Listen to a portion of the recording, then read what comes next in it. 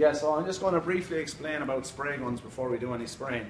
We have two main types of spray gun. We have this gun, which is a gravity-fed spray gun, and it's self-explanatory in how it works. Basically, gravity feeds the lacquer down to the front of the gun.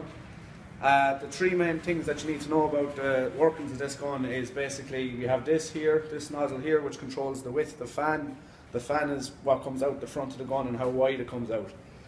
So the other thing that you need to know about the gun is this nozzle here, which controls the volume of lacquer going through to the needle. The further this is out, the more lacquer comes out. Also, the key point to note that these are HVLP guns, which means high volume, low pressure. So basically what that means is you want more lacquer coming out than more air. And how you can control that is using this nozzle back here.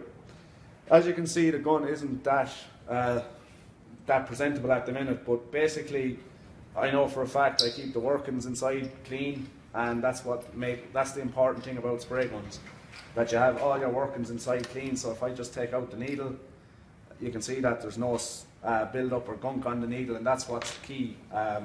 Key note to make about these spray guns: when you are cleaning them, do not submerge them into tinners, because there's seals built inside in these guns, and I've learned through hard experience that when you submerge them in tinners, it destroys these seals and the spray gun becomes useless. So basically, yeah, that's the gravity fed spray gun. Now I'm just going to talk to you briefly about the suction fed spray gun.